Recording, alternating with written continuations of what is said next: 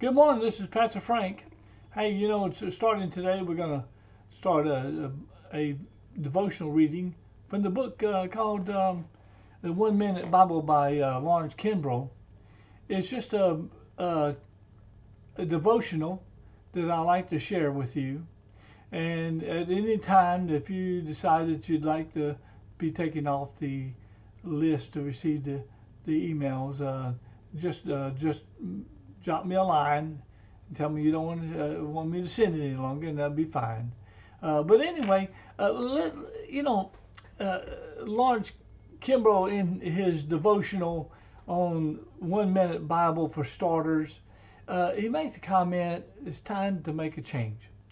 Whether you're just now coming to Christ or just getting serious about it for the first time in a long time, you'll find that God is always willing to join you on the starting line.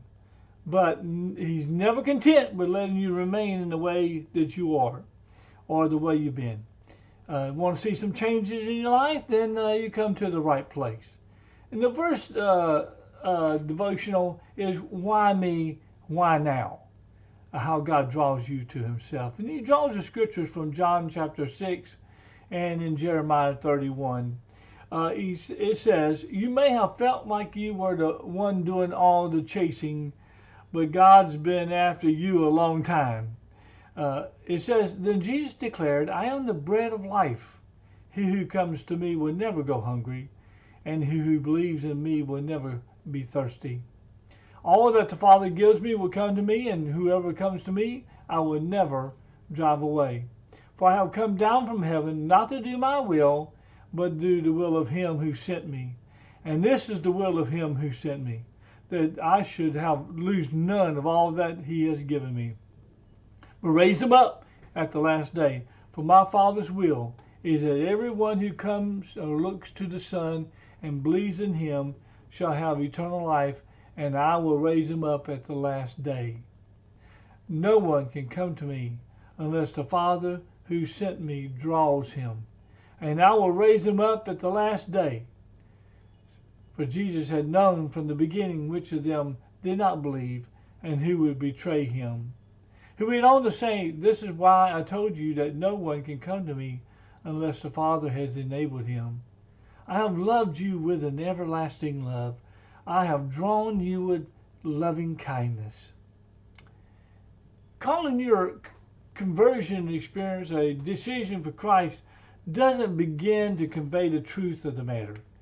Yes, you made a decision based on your own free will. Yes, you were perfectly free to make a different choice than you did. But look at the whole thing on balance from God's perspective.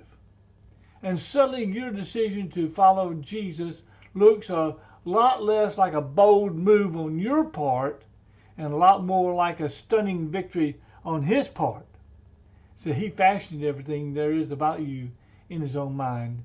He set you in a particular time and place. He's been carefully arranging people, situations, and events in your life, waving His arms in front of your face, pleading with you to look back, to see the cross, to know the love that paid every last dime on your escalating debt of sins. Experience more freedom and joy and peace and contentment than you ever thought possible. Looks like your hardest decision was trying to say no all the time. C.S. Lewis said, how could the initiative lie on my side? If Shakespeare and Hamlet could ever meet, it must be Shakespeare's doing. Well, next up, so before you get too far down the road of Christian firing, you must first take a good, hard look at yourself and see how you got into the shape to begin with. We'll see you tomorrow. Love you.